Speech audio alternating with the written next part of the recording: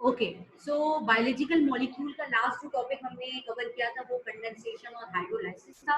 अब हम आएंगे कार्बन के ऊपर, यानी कि केमिस्ट्री ऑफ कार्बन में हमारे पास कंपाउंड्स आते हैं, कुछ ऐसे कंपाउंड्स जिन्हें हम ऑर्गेनिक कंपाउंड्स कहते हैं। तो organic compounds carbon containing compound.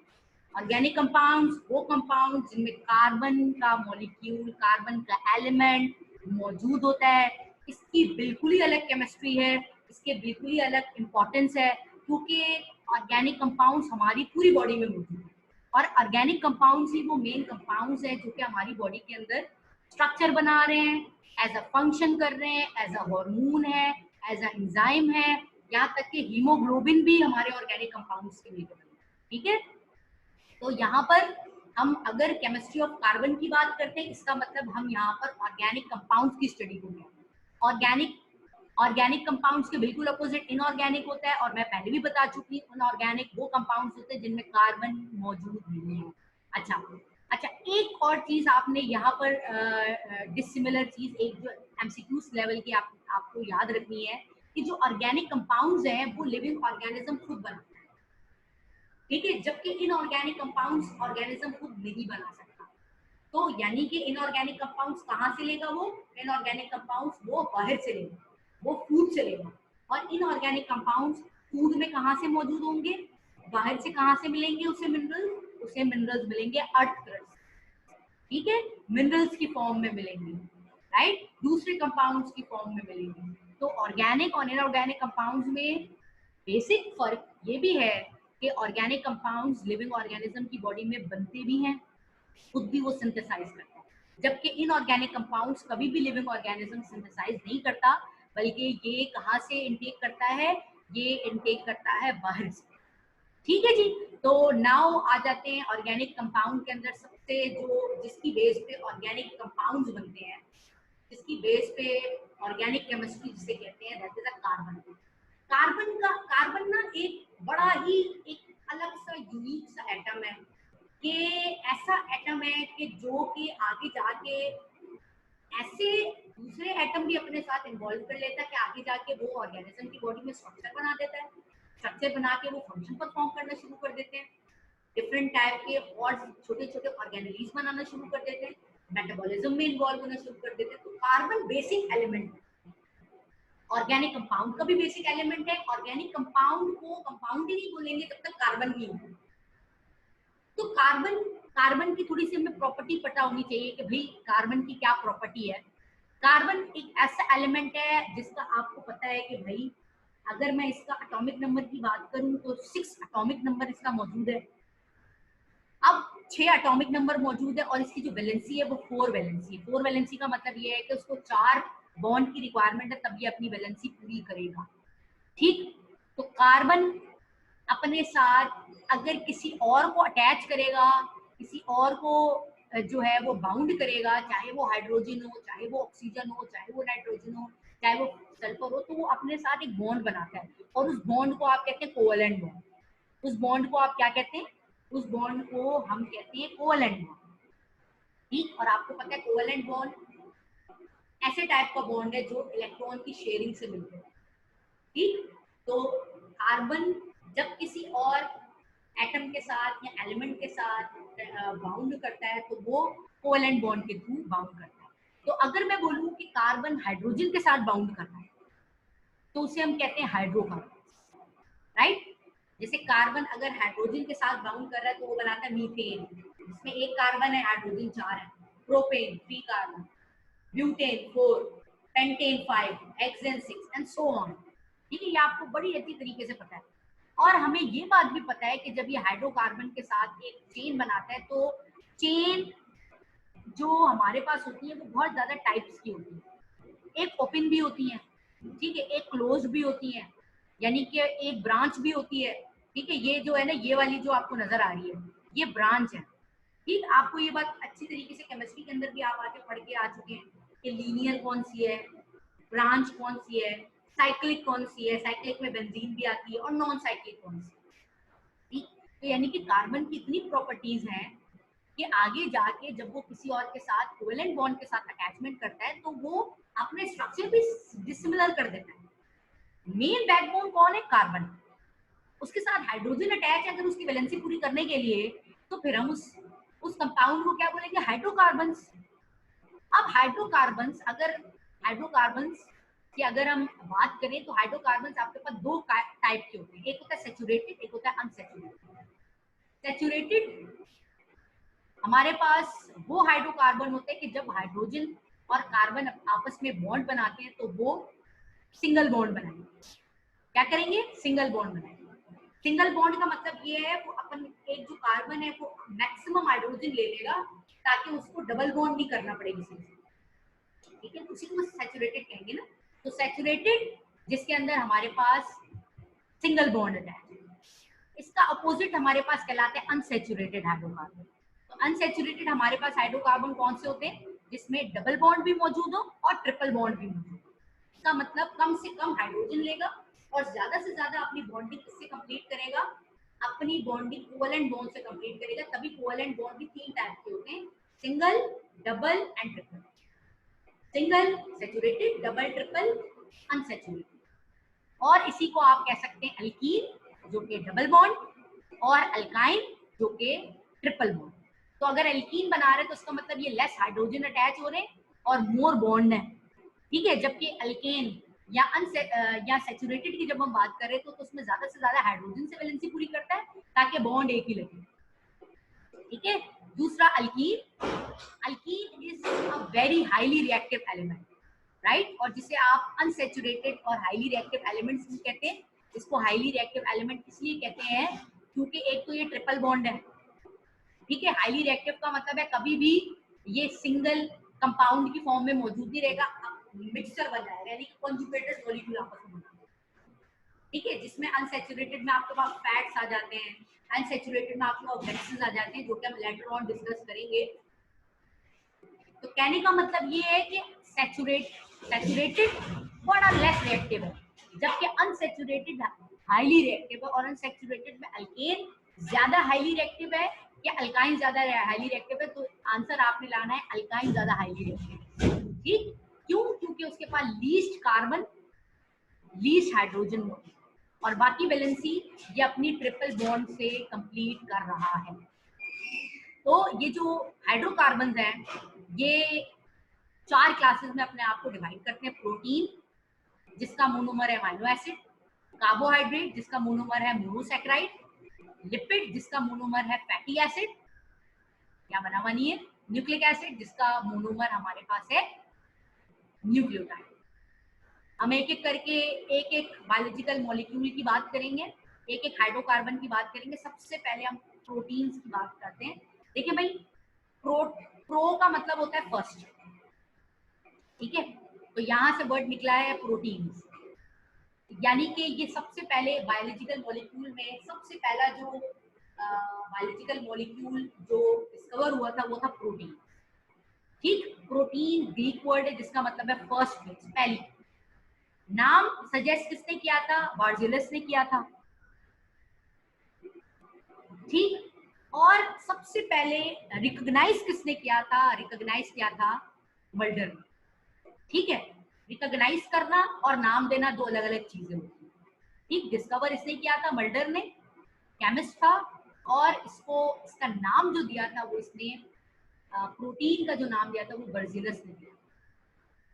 हमें पता है proteins are nitrogenous macromolecule composed of many amino acids. जब बहुत सारे अमीनो एसिड्स आपस में कंडेंस होते हैं तो वो बनाते हैं प्रोटीन का एक मॉलिक्यूल जिसे आप मैक्रोमोलिक्यूल कहेंगे, माइक्रो नहीं कहेंगे।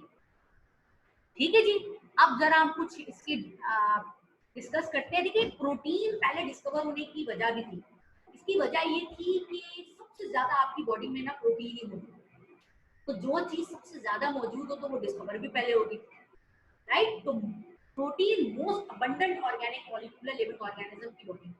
इसकी मिसाल ऐसी है कि अगर आप ड्राई वेट लें ना, ड्राई वेट मैंने आपको पहले ही बताया था कि अगर मैं ये बात बोल रही हूँ कि एक सेल के अंदर वाटर है 70 to 90%, मैं उसको इवेपोरेट कर दूं तो बाकी का जो मटेरियल बचेगा वो ड्राई वेट बचेगा। तो ड्राई वेट में 50% प्रोटीन ने कवर किया हुआ। 50% इसका मतलब ज्यादा से ज्यादा आगे के स्ट्रक्चर भी ये बना रहा है, और फॉर्मेशन भी न्यू ऑर्गेन्स की यही करता है। ठीक है जी। अब क्योंकि प्रोटीन का मोनोमर अमाइनो एसिड है, तो अमाइनो एसिड को हमने जरा देखना है कि अमाइनो एसिड क्या है। सबसे पहली चीज, amino acid is the building block of protein. Building block का मतलब क्या है भाई? ये मोनोमर है, ये मोनोमर जब पॉलीमर में कन्वर्ट होता है या अमाइनो एसिड आपस में कंडेंस होते हैं तो वो बना देते हैं प्रोटीन। अच्छा, अब अगर हम देखें तो हमारी पूरी बॉडी में तो 300 से ज्यादा अमाइनो एसिड्स मौजूद हैं।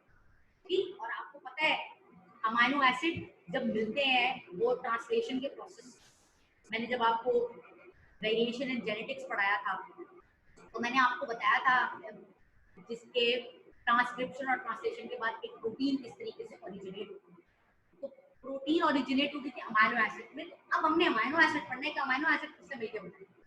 तो 300 अमाइनो एसिड है लेकिन प्रोटीन सिर्फ 20 बना है। 20 ऐसे अमाइनो एसिड है जो प्रोटीन बनाते हैं। बाकी 280 का अभी तक डिस्कवरी नहीं हुई है कि उनका क्या काम है। ठीक, तो ये अमाउंट आपने एमसीक्यूज के लिए याद रखना है। अच्छा, अब आपको पता होना चाहिए कि अमाइनो एसिड्स है ना, अमाइनो एसिड के 4 ग्रुप हैं। ठीक है, अमाइनो एसिड के 4 ग्रुप हैं क्योंकि आपको पता है कार्बन हाइड्रोकार्बन है ये, तो कार्बन बीच में मौजूद है बैकबोन जिसकी 4 साइड्स हैं। अब वो 4 साइड्स किस किस से कवर है? एक जगह पे रेडिकल ग्रुप है, आर जिसे कहते हैं। एक जगह पे हाइड्रोजन से वैलेंसी पूरी हो रही है। एक जगह पे इसका जो ग्रुप होता है उसे हम कहते हैं अमाइनो ग्रुप, जिसे जिसे हम कहते हैं NH2। इस अमाइनो ग्रुप की वजह से इसे कहते हैं हम अमाइनो एसिड। इस अमाइनो ग्रुप की वजह से इसे आप कहते हैं अमाइनो एसिड। और एक जगह पे इसके पास मौजूद है कार्बोक्सिल ग्रुप। आपने केमिस्ट्री में पढ़ा है फंक्शनल ग्रुप COOH। तो ये जो अमाइनो एसिड है इसके 4 पार्ट्स, इसकी 4 साइज वो पोर्शन है। एक पे रेडिकल, अभी से याद कर लो भाई, एक पे रेडिकल, एक पे अमाइनो ग्रुप, एक पे कार्बोक्सिल ग्रुप, एक से हाइड्रोजन से वैलेंसी पूरी हुई है। अब सवाल ये है कि ये जो 20 डिफरेंट टाइप के अमाइनो एसिड जो प्रोटीन बना रहा, जो आगे जाके प्रोटीन में बनाने में इन्वॉल्व हो रहे होते हैं, वो कैसे वेरी करते हैं? अमाइनो एसिड तो एक ही स्ट्रक्चर है। तो इसका जवाब ये है कि ये जो आर है ना रेडिकल, ये आर चेंज होता रहता है। आर चेंज होता है तो वो एलेनिन बना देगा, आर चेंज होगा तो वो सीरीन बना देगा, आर चेंज होगा तो वो ग्लाइसिन बना देगा। तो इस तरीके से अमाइनो एसिड जो है उसकी वेरिएशन होती है या types of amino acid classify होती है। किसकी? On the basis of this chain, R chain. R की जगह पे कोई भी फंक्शनल ग्रुप आके अटैच हो जाता है तो अमाइनो एसिड का नाम बदल जाता है। 3 हम डिस्कस करेंगे, एक है ग्लाइसिन। अगर इस आर की जगह एच ही आके अटैच हो गया, ठीक है, एच तो पहले भी एक मौजूद था, अगर इस आर की जगह भी एच ने ले ली तो आप उसे कहेंगे ग्लाइसिन, क्योंकि सिंपलेस्ट अमाइनो एसिड है। एक हमारे पास कहलाता है सीरीन। अब इस सीरीन में क्या हुआ कि वो आर जो ग्रुप है ना वो हाइड्रोक्साइल ग्रुप में कन्वर्ट हुआ। ओके जी, तो जो सीरीन है, serine is a type of amino acid कि जिसमें जो हमारे पास आर है रेडिकल है, वहां पर हाइड्रोक्साइल ग्रुप है। आपको पता है हाइड्रोक्साइल ग्रुप अल्कोहल ग्रुप है, फंक्शनल ग्रुप है CH2OH। तो जब CH2OH आर की जगह पे अटैच हो जाएगा तो उसे हम कहते हैं सीरीन। ठीक है, टेक्स्ट बुक में कितने डिस्कस हुए हुए? 3 अमाइनो एसिड, टोटल कितने? 20 जो प्रोटीन बनाते हैं, और पूरी बॉडी में कितने? अबाउट 300। ठीक है, तो ये जो कैलकुलेशन है ये आप लोगों ने याद रखनी है। अच्छा, इसके अलावा एक और चीज आपको यहाँ पे दिख रही है, एक कहलाता है, 2 टाइप के अमाइनो एसिड होते हैं, एक कहलाता है एसेंशियल अमाइनो एसिड, एक कहलाता है नॉन एसेंशियल अमाइनो एसिड। ये आपकी सिंटेक्स बुक में नहीं डिस्क्राइब किया हुआ, फेडरल बोर्ड पे इसको डिस्क्राइब किया हुआ है। क्या डिफरेंस है ये लिखनी है अपने पास ये चीज। देखो, 2 तरीके की अमाइनो एसिड होती है, एसेंशियल होता है, नॉन एसेंशियल। अच्छा, इनके नाम से बिल्कुल अपोजिट इनका काम है। नॉन एसेंशियल अमाइनो एसिड ऐसे अमाइनो एसिड होते हैं जो बॉडी खुद बनाती है। मैंने क्या बोला? नॉन एसेंशियल ऐसे टाइप के अमाइनो एसिड होते हैं जो बॉडी खुद बनाती है, लेकिन ये नॉन एसेंशियल है, इसका मतलब इनकी बॉडी को इतनी ज्यादा जरूरत नहीं है,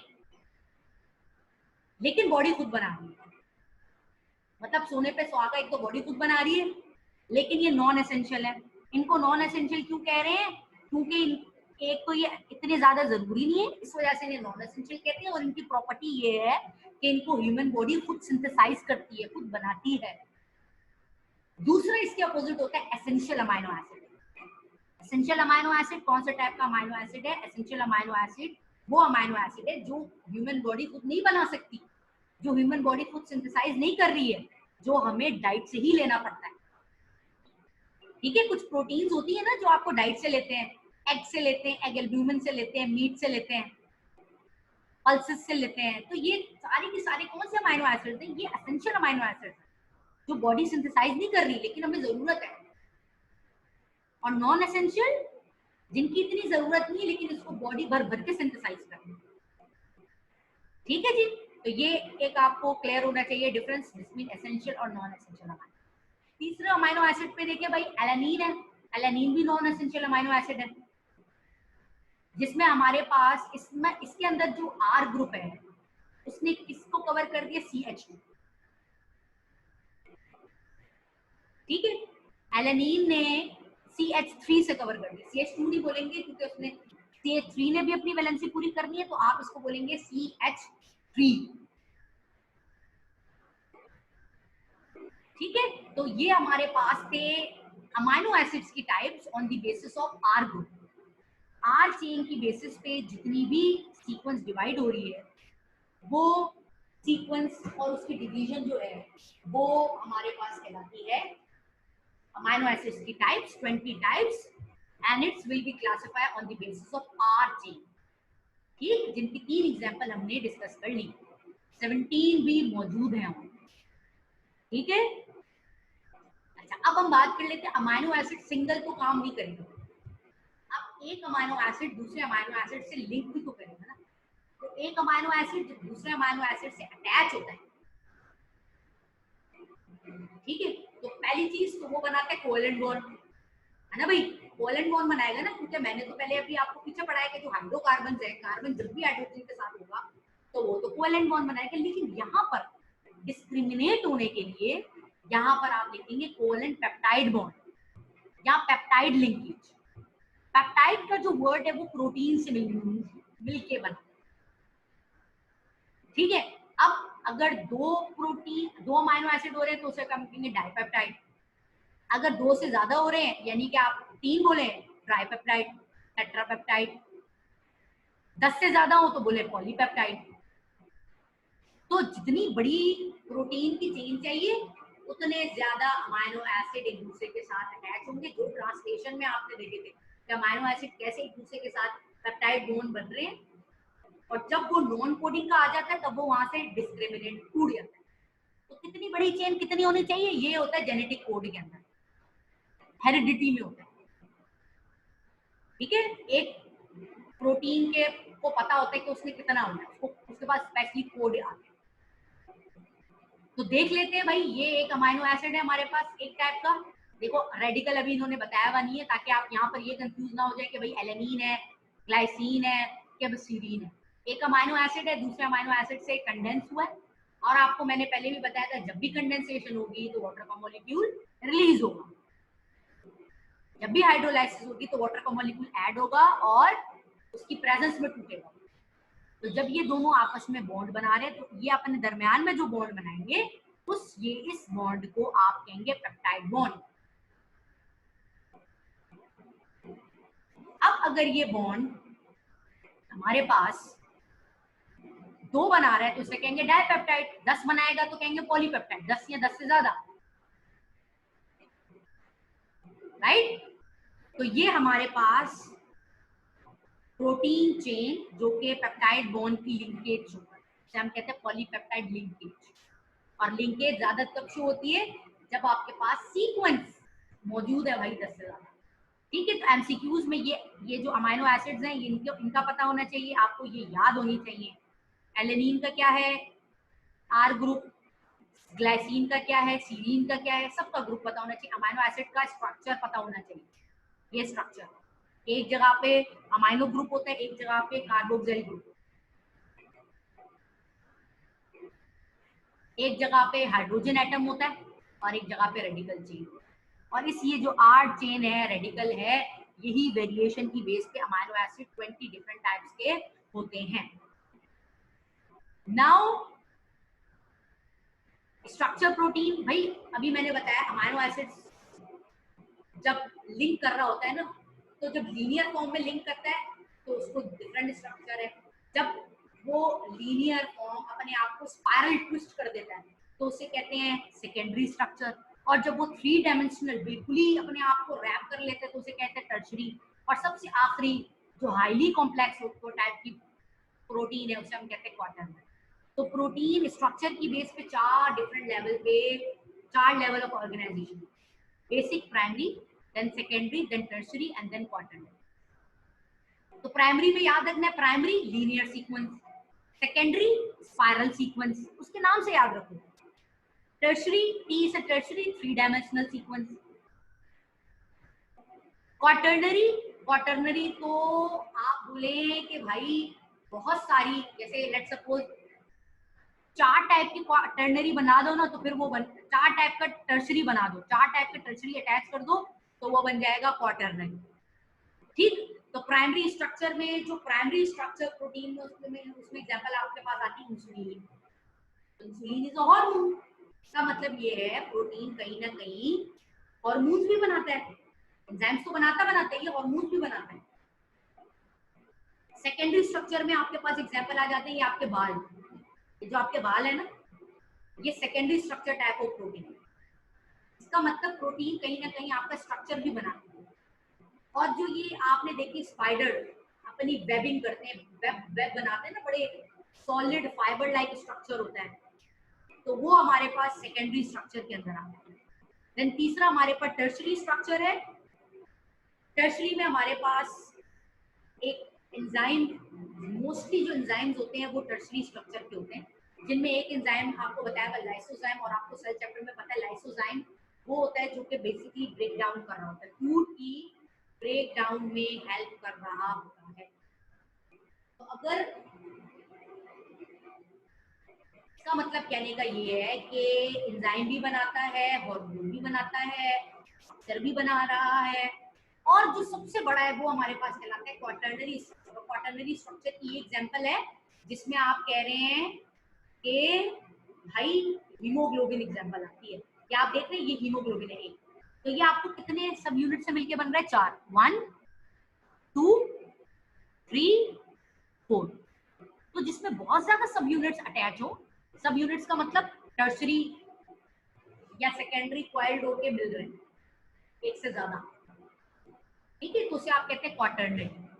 अब अगर एक सिमिलर यूनिट्स आके अटैच हो रही, जैसे ये सिमिलर है ना, दोनों सेम कलर से रिप्रेजेंट होंगे, तो उसे आप कहेंगे होमोलोगस, और अगर ये एक दूसरे से डिसिमिलर है तो आप इसे कहेंगे हेट्रोजीनस। तो इसकी एग्जांपल हमारे पास क्वाटरनरी स्ट्रक्चर, आपका जो हीमोग्लोबिन है ना, आपका जो ब्लड का सेल है एक, वो 4 सब यूनिट से मिलकर बनता है, और वो 4 सब यूनिट हमारे पास क्वाटरनरी स्ट्रक्चर ऑफ प्रोटीन कहलाती है। Haemoglobin, haem iron, globin protein, कौन सी protein? Quaternary structure of protein. ये देख लें भाई। अब आ जाते हैं कि भाई amino primary, secondary, tertiary, quaternary में बॉन्ड्स किस किस टाइप के होते हैं? तो प्राइमरी तो सिंपल है, बॉन्ड होगा पेप्टाइड बॉन्ड, लेकिन जब आप सेकेंडरी की बात करते हैं तो सेकेंडरी के अंदर 2 और बॉन्ड भी आ जाते हैं, एक हाइड्रोजन बॉन्ड, एक सल्फाइड बॉन्ड। ठीक, तो आपने याद रखनी है, प्राइमरी में सिर्फ पेप्टाइड बॉन्ड था, सेकेंडरी में पेप्टाइड भी है, हाइड्रोजन भी है, सल्फाइड। आपको पता है हाइड्रोजन बॉन्ड कब बनाएगा? जब अमाइनो एसिड के एंड में हाइड्रोजन इधर भी होगा, हाइड्रोजन इधर भी होगा, तो बीच का bond hydrogen bond. Sulphide bond कि अगर हाइड्रोजन एक तरफ है, दूसरी तरफ सल्फर है, क्योंकि रेडिकल है ना, कुछ भी हो सकता है, सल्फर हो सकता है, फास्फोरस हो सकता है, नाइट्रोजन हो सकता है, कुछ भी हो सकता है। तो जब वो बॉन्ड बनाएगा तो that is called sulphur bond, sulphide bond. और जब हम टर्शरी की बात करते हैं तो टर्शरी में एक और एडअप हो जाता है आयनिक बॉन्ड, आयंस भी आ जाते हैं, क्योंकि आपको पता है आयनिक बॉन्ड कब बनता है? जब एक तरफ पॉजिटिव हो, एक तरफ नेगेटिव चार्ज। ठीक है जी। और क्वाटर्नरी में सब होंगे, peptide, sulphide, hydrogen, ionic. Now functions of protein. भाई फंक्शन साथ साथ मैं बता रही थी। सबसे पहली चीज, ये सबसे अबंडेंट फॉर्म में होता है, सबसे ज्यादा स्ट्रक्चर आपका बनाता है। तो अब हम इसको ना जरा वैरायटी की डिस्कस करते हैं। एज एंजाइम प्रोटीन होती है, और आपको पता है what is the function of enzyme. तो बायोकेमिकल मेटाबॉलिज्म में हेल्प आउट करता है, दैट इज एंजाइम। इंक्रीज करे डिक्रीज करे दैट इज एंजाइम। उसके बगैर मेटाबॉलिज्म चल ही नहीं सकता। अमाइनो एसिड स्टोर होते रहेंगे, प्रोटीन का स्ट्रक्चर बनता रहेगा, बिल्डअप होता रहेगा, ऑर्गेनिज्म ग्रो करता है। ट्रांसपोर्ट फंक्शन भी है, हीमोग्लोबिन है ना। हीमोग्लोबिन क्या है? As a transporting medium. Blood क्या है? ट्रांसपोर्टिंग मीडियम है ना, ऑक्सीजन कैरी करेगा पहुंचाएगा, मेडिसिन कैरी करेगा पहुंचाएगा, फूड कैरी करेगा पहुंचाएगा। तो एज अ ट्रांसपोर्ट फंक्शन में। उसके अलावा आपने, जब मैं आपको इंशाल्लाह पढ़ाऊंगी कॉन्ट्रैक्शन, जब आप मसल्स कॉन्ट्रैक्ट और रिलैक्स करते हैं तो उसके अंदर एक्टिन और मायोसिन प्रोटीन होता है। एक्टिन और मायोसिन प्रोटीन। और ये जो एक्टिन और मायोसिन प्रोटीन है, ये बेसिकली स्केलेटल मसल्स के कॉन्ट्रैक्शन और रिलैक्सेशन में हेल्प आउट कर रहे हो। तो ये एक्टिन और मायोसिन प्रोटीन है। तो प्रोटीन भी इन्वॉल्व होते हैं मसल्स का स्ट्रक्चर बनाने। जो थिन और थिक फिलामेंट याद होंगे आपको, आपने इंटर में पढ़े होंगे। Skeletal muscle, cross bridge. उसके अलावा आपको पता है प्रोटीन, ये जो एंटीबॉडीज होती है ना आपकी, एंटीबॉडीज कौन सी होती है? जो एंटीजन को देख के बनाती है। आपकी बॉडी में कोई चीज आई, दैट इज कॉल्ड एंटीजन। उसको देख के आपकी बॉडी, आपका इम्यून सिस्टम एक बॉडी बनाएगा, उसे कहते हैं एंटीबॉडी। तो ये जो एंटीबॉडी है वो क्या करेगा? उसको खा जाएगा, क्योंकि WBCs बना रहा है ना। तो इसका मतलब ये डिफेंसिव मैकेनिज्म में भी हेल्प होता है। उसके अलावा बहुत सारे हार्मोन्स हैं जो प्रोटीन के हैं। इंसुलिन, सोमैटोट्रोपिन। आपको पता है सोमैटोट्रोपिन का क्या? सोमैटोट्रोपिन इज कॉल्ड ग्रोथ हार्मोन, जो कि ग्रोथ को रेगुलेशन में हेल्प आउट करता है। एंड स्ट्रक्चरल प्रोटीन कोलेजन और इलास्टिन, जो आगे जाके हेयर बनाता है। सीलिया इन पैरामीशियम कौन बना रहा है? ये collagen elastin protein. Flagella protein, hairs protein. तो स्ट्रक्चर से मिलके बने। आपके हेयर्स किससे मिलके बने? कोलेजन और इलास्टिन प्रोटीन।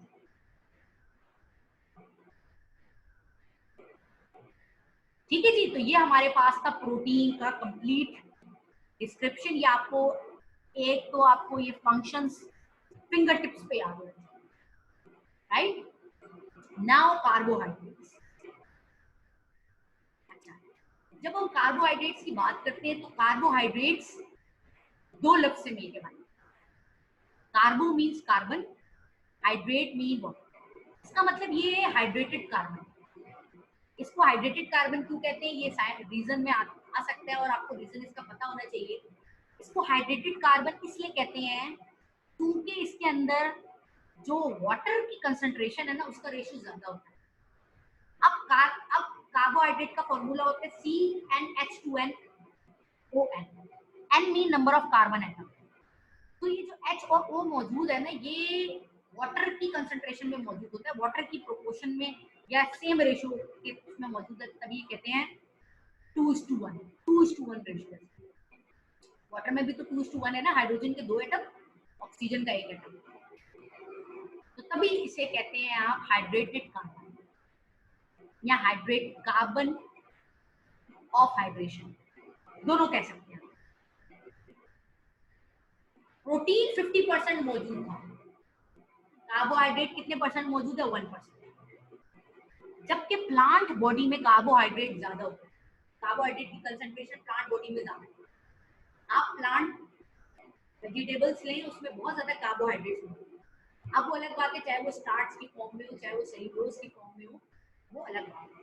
लेकिन प्लांट सेल में कार्बोहाइड्रेट की एक ज्यादा कंसंट्रेशन मौजूद होती है, जिसकी वजह से इसका जो प्रोपोर्शन है वो 3:4। क्या है? 3:4। कार्बोहाइड्रेट पे आपकी भाई स्टोर एनर्जी है, इंस्टेंट एनर्जी भी as well as store energy, stored form में भी रहती है और इंस्टेंट एनर्जी में। सबसे पहले ग्लूकोज है सिंपलेस्ट शुगर, जो फटाफट आपके ब्लड ग्लूकोज लेवल को मेंटेन करता है, आपको दोबारा से अपने होशो आवाज में लेके आता है, इंस्टेंट फॉर्म ऑफ एनर्जी। तो यहाँ पर carbohydrate number of carbon atom की बेस पे sorry number of carbon atom नहीं, नंबर ऑफ शुगर की बेस पे आपने इसको डिवाइड कर दिया। अब क्या है नंबर ऑफ शुगर भाई, मैंने आपको बताया कि जब दो मोनोमर आपस में मिलकर बनते हैं तो वो पॉलीमर बनाते हैं।